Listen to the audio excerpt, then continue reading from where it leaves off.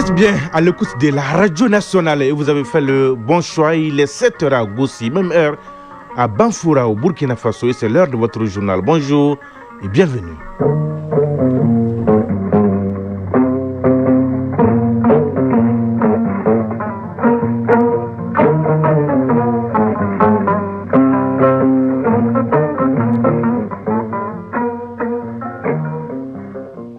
Le journal Sidiki Dambélé. L'actualité, première édition de ce mardi 16 décembre 2025. Tout d'abord, la couleur du temps sur Bamako et environ 19 degrés ce matin, ciel nuageux, possibilité de pluie, oui, 20%, humidité 52%, du vent 11 km à l'heure et la maximale attendue est de 27 degrés. Mesdames et messieurs, à la une de cette édition, l'ouverture hier de la réunion des hauts fonctionnaires de la Confédération des États du Sahel, une rencontre préparatoire des sessions des ministres et des chefs d'État de l'Alliance prévue ici à Bamako le week-end et la semaine prochaine. Les experts ou hauts fonctionnaires doivent évaluer la feuille de route de l'an 1 de la Confédération et proposer des stratégies pour accélérer la réalisation des projets prioritaires. Nous ferons le point avec Aloussène Touré dès le début de ce journal.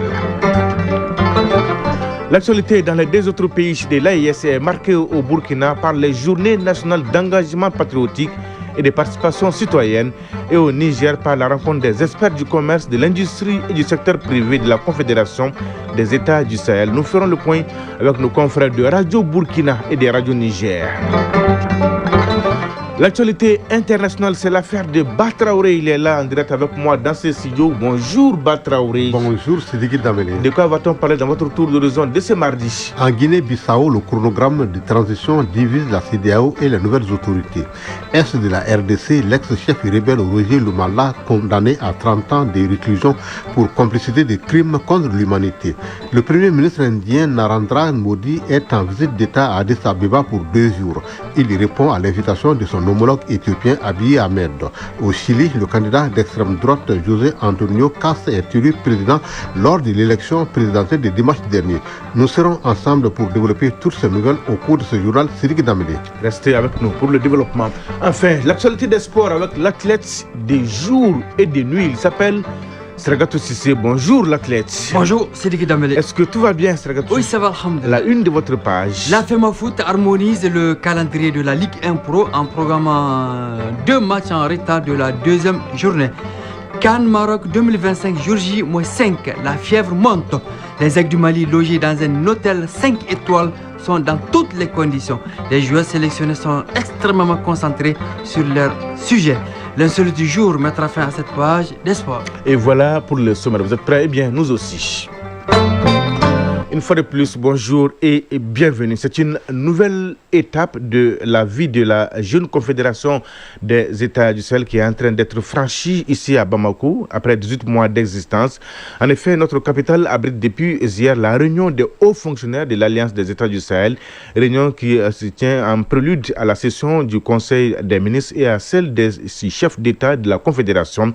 Il s'agit pour ces hauts fonctionnaires en 4 jours d'évaluer la mise en œuvre de la feuille de route de l'an 1 de la Confédération, précisément les progrès réalisés sous la présidence malienne. L'objectif de cette session est de favoriser l'accélération de la réalisation des grands projets et chantiers prioritaires de la Confédération. Les travaux sont placés sous la présidence du ministre des Affaires étrangères et de la coopération internationale. On fait le point avec Aloussène Touré. La Confédération des États du Sahel fait son chemin et se dirige probablement vers des horizons inespérés il y a seulement quelques temps. La volonté de nos 3 chefs d'État et l'accompagnement des peuples du Sahel constituent dans une large mesure les principaux carburants de ce bond en avant.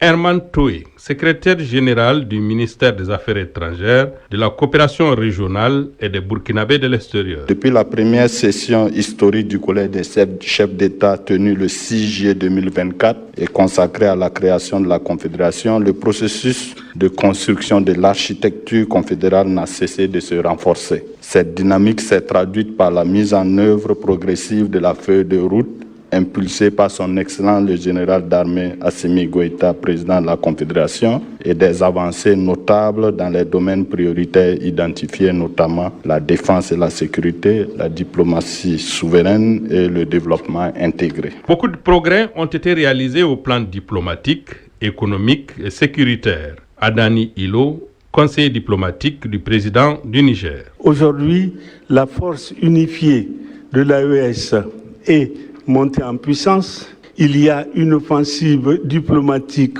sans fulgurant portée par nos ministres des Affaires étrangères et au niveau des actions de développement. La présidence malienne a été l'occasion pour la Confédération d'effectuer un bond qualitatif et quantitatif dans tous les domaines. La réunion des hauts fonctionnaires de l'AES va examiner le projet de rapport élaboré à cet effet, le projet de rapport issu des discussions avec la CEDEAO, le projet d'instrument juridique relatif à la poursuite de l'opérationnalisation de l'AES. Abdoulaye Diop, ministre des Affaires étrangères et de la coopération internationale. Durant sa jeune expérience de vie, la Confédération des États du Sahel a su s'imposer comme une réalité géopolitique qui compte et avec laquelle il faut compter, tant au Sahel que dans la région de l'Afrique de l'Ouest, en Afrique plus largement et même au-delà. La Confédération des États du Sahel a su opérer un changement de paradigme irréversible en faisant respecter les principes fondamentaux comme celui de la souveraineté de nos États, celui du respect de nos choix stratégiques comme de nos choix de partenaires et celui du respect et de la prise en compte pleine et entière des intérêts de population AES en toutes circonstances. Il faut rappeler que les travaux des experts précèdent et préparent la session du Conseil des ministres de la Confédération, le tout en prélude à la session ordinaire du Collège des chefs d'État qui se tiendra à Bamako. Sur l'autre plan, les membres de la Commission nationale de gouvernance du mécanisme africain d'évaluation par les pairs, MAEP, sont réunis ici à Bamako depuis hier avec leurs homologues du Niger et du Burkina Faso. Un séminaire de 2 jours pour élaborer un rapport sur la bonne gouvernance. Et pour y arriver, les échanges portent sur 5 thématiques en lien avec démocratie et bonne gouvernance politique, développement socio-économique durable, entre autres.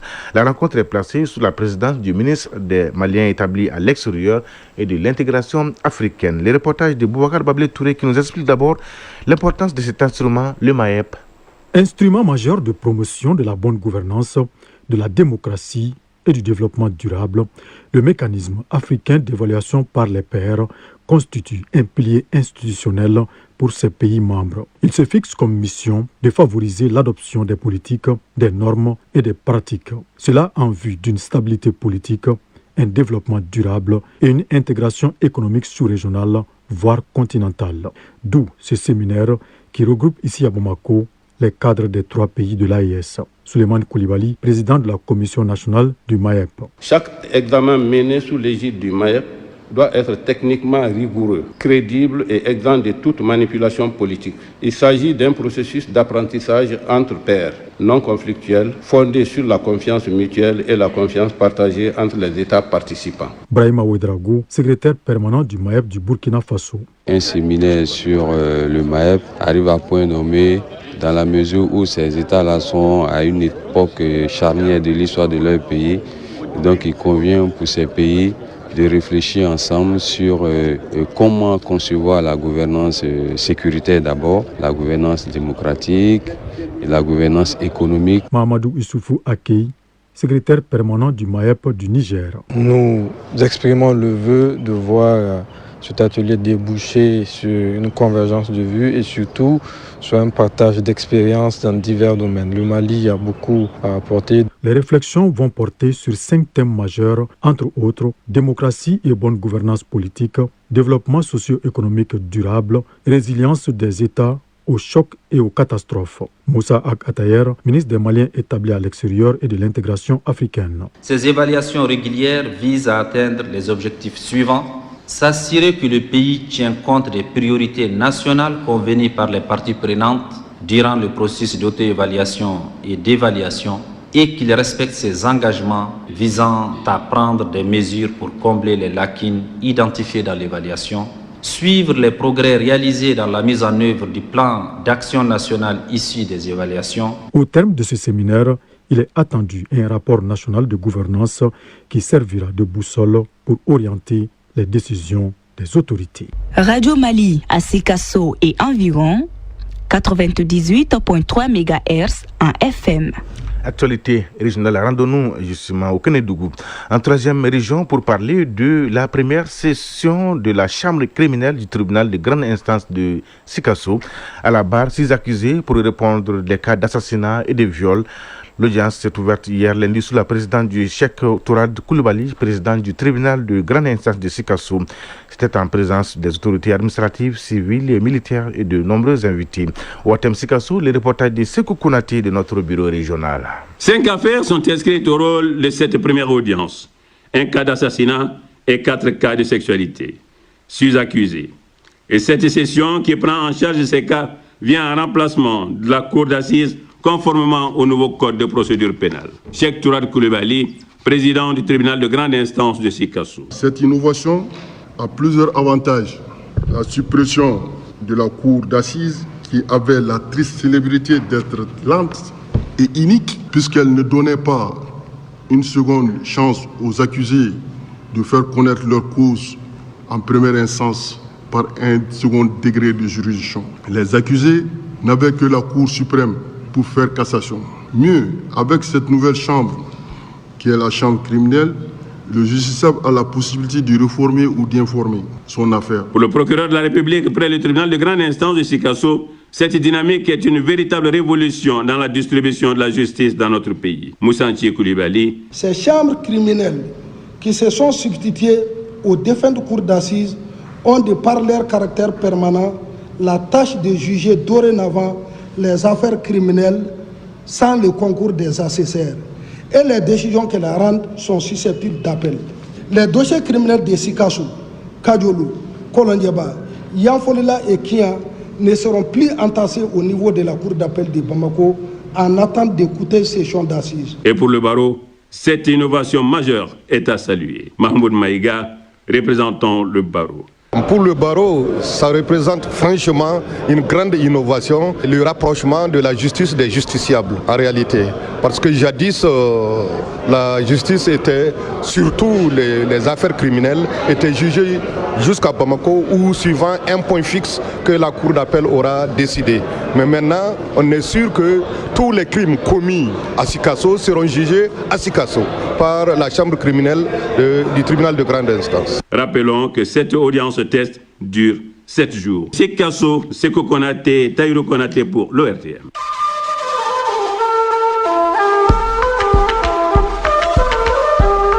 AES, actualité.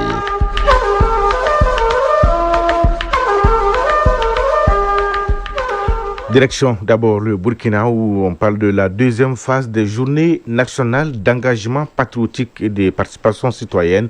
Le ministère en charge de la sécurité a procédé hier au curage du canal de l'université Joseph Kizerbo. L'opération a permis d'assainir cet espace universitaire pour améliorer les conditions d'apprentissage des étudiants. Avec le soutien actif de l'initiative présidentielle Fassou Mebon, les tas de sable obstruant l'écoulement des eaux pluviales ont été dégagés. Les reportages de notre confrère Lazare Sanou de Radio Burkina.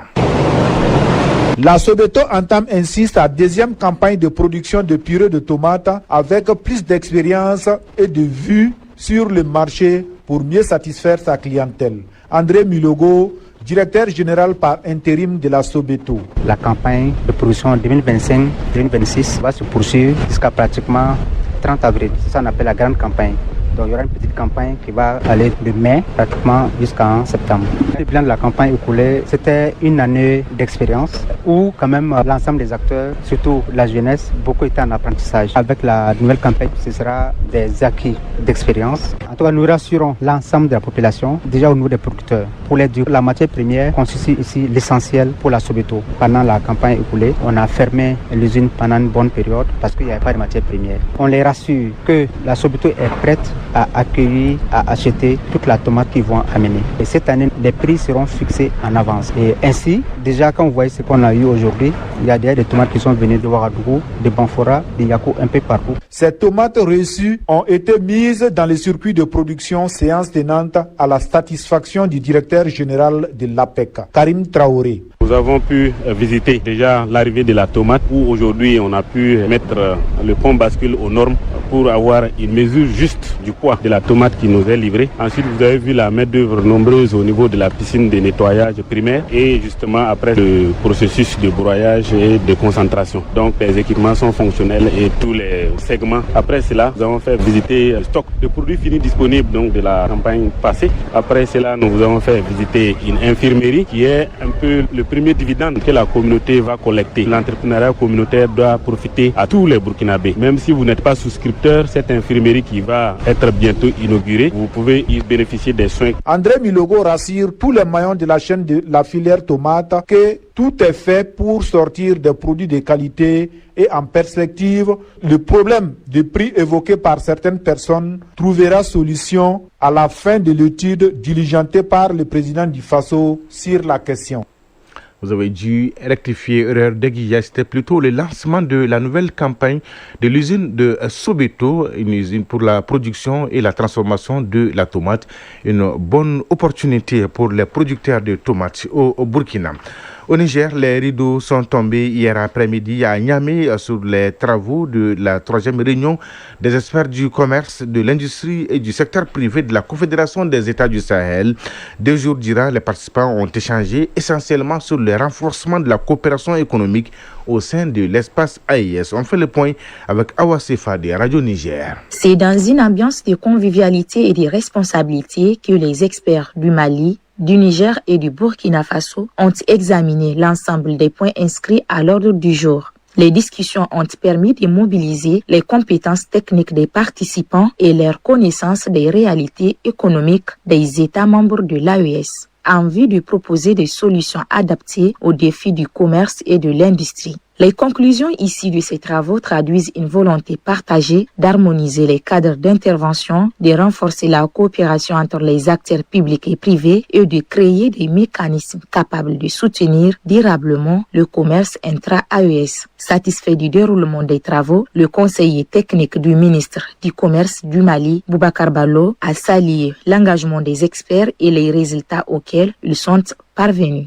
Nous avons pu examiner les points qui étaient inscrits à l'ordre du jour de notre rencontre. Nous devons surtout nous féliciter de la convivialité, de la cordialité et surtout de l'atmosphère de fraternité qui a prévalu entre nous tout au long de ces 2 journées. En clôturant les travaux, le secrétaire général du ministère du Commerce et de l'Industrie, Ali Samba Diabiri, a salué la qualité des contributions techniques et le sens du dialogue qui ont marqué les échanges, tout en soulignant que ces recommandations constituent désormais une base solide pour les décisions qui seront prises au niveau ministériel. Les conclusions et recommandations ici de vos travaux serviront de base crédible et solide pour éclairer les décisions de la 3e réunion des ministres chargés du commerce et de l'industrie de la Confédération. Notons que les recommandations issues de ces travaux constituent un socle technique majeur pour le renforcement du commerce au sein de l'espace AES.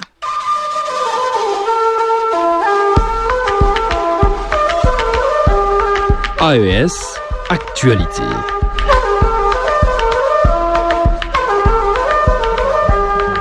Fin de la page AES et fin de la première partie de cette édition. Merci de nous choisir votre radio nationale pour vous informer.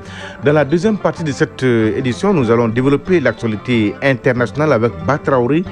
Il est là avec moi. Son tour d'horizon nous conduit en Guinée, en RDC, en Éthiopie, au Chili et au Maroc, Batraoré. Oui, au Maroc, 9 migrants subsahariens sont morts de froid à la frontière algérienne, selon l'Association marocaine des droits de l'homme. Le développement complexe dans un point de seconde. À suivre enfin chez la page des sports, toute l'actualité sportive avec Sragatou Sissé. Avec lui, on va parler du championnat national de Ligue 1 de la CAN Maroc 2025, jour J-5 et bouclé avec l'insolite du jour. C'est l'histoire, Sragatou, d'un but annulé par un intrus. Stop ici, suspense. Mais l'actualité, 7h18 à Kekoro, dans la région de Bougouni et à Benena.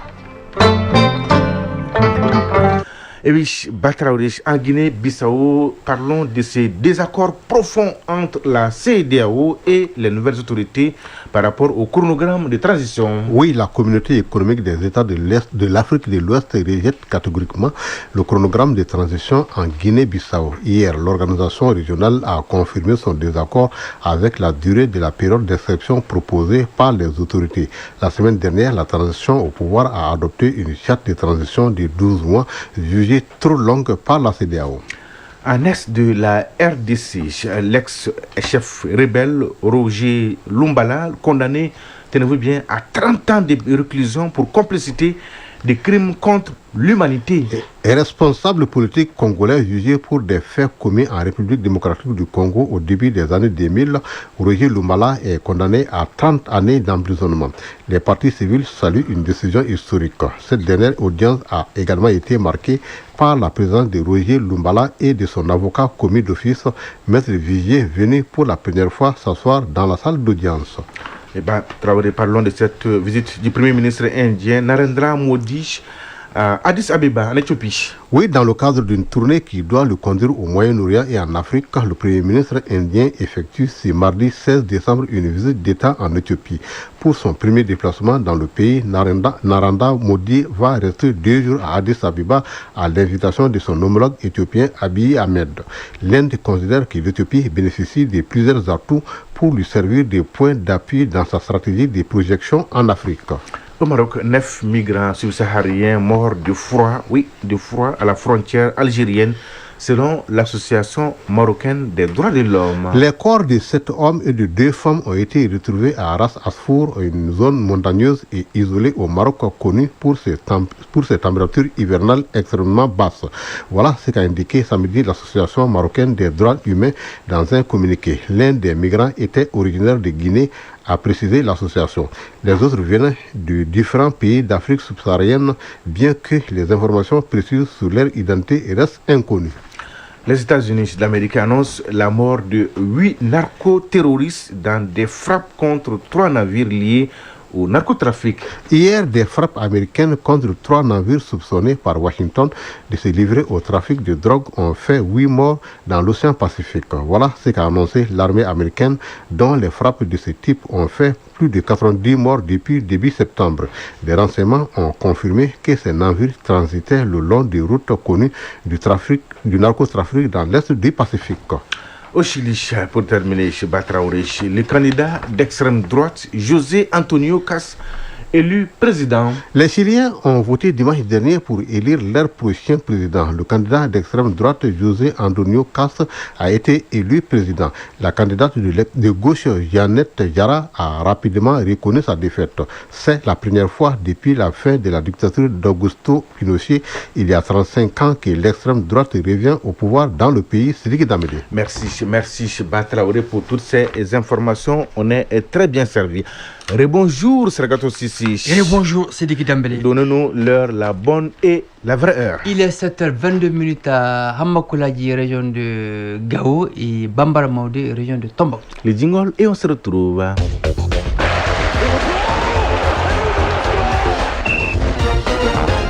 Championnat national de Ligue 1 professionnelle, la FEMAFOOT met à jour son calendrier demain, mercredi. Oui, la FEMAFOOT veut aller vite. Elle programme les 2 matchs en retard de la 2e journée au stade Mamadou Konaté. À 16h, le Djoliba AC sera opposé au promu Derby Academy.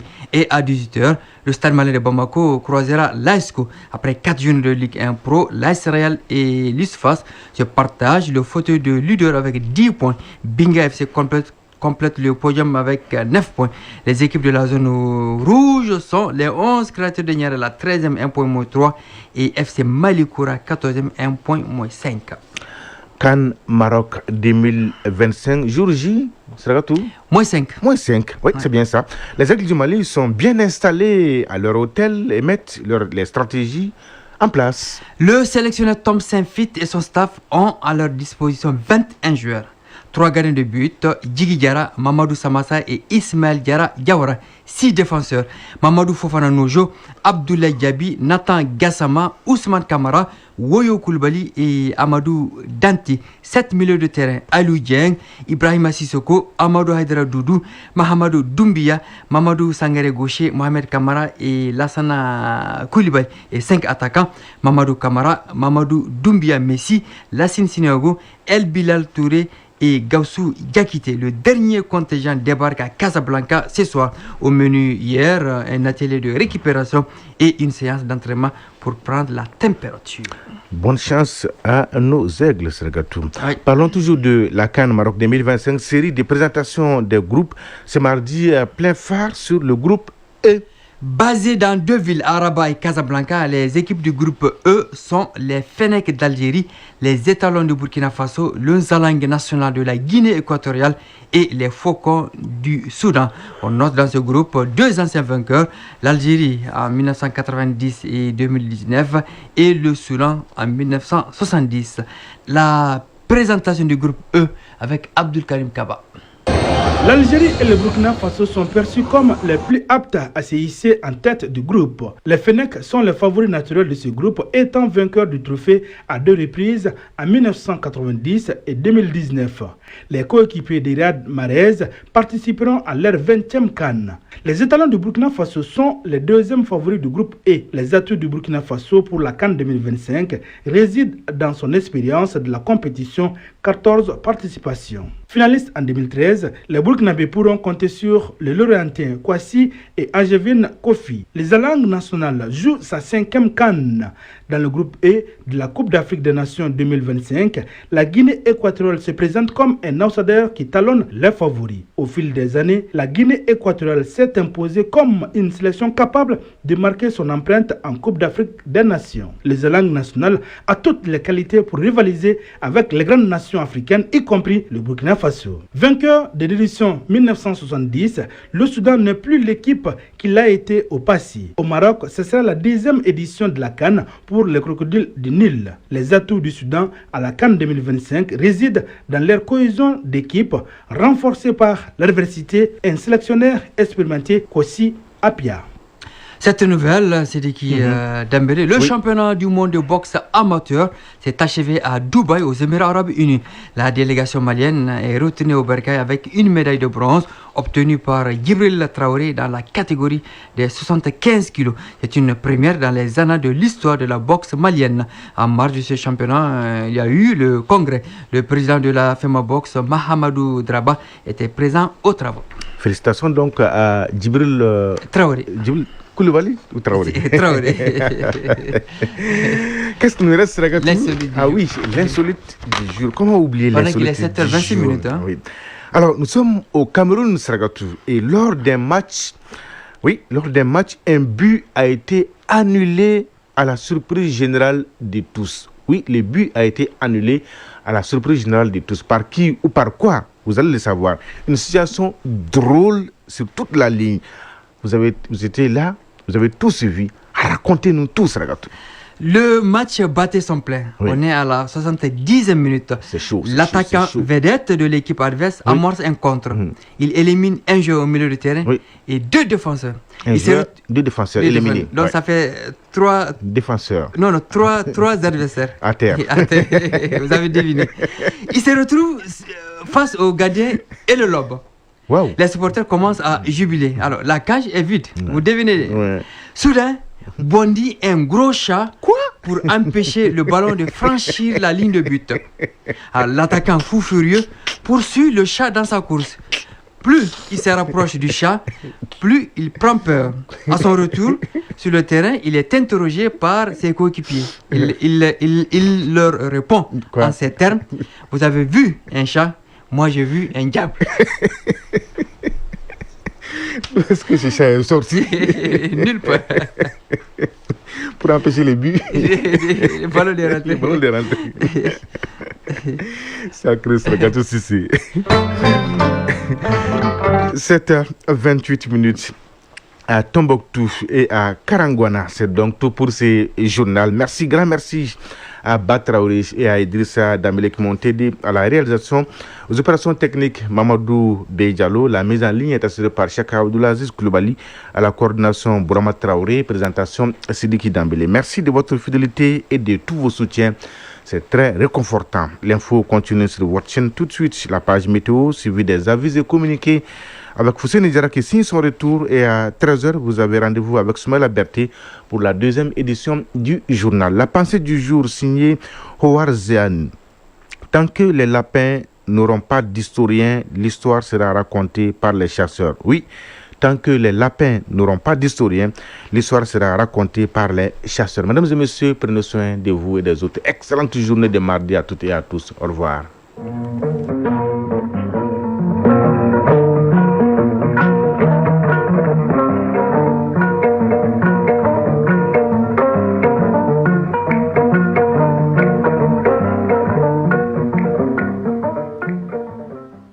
Le temps sur les ondes. Le temps sur les ondes, la météo est avec vous.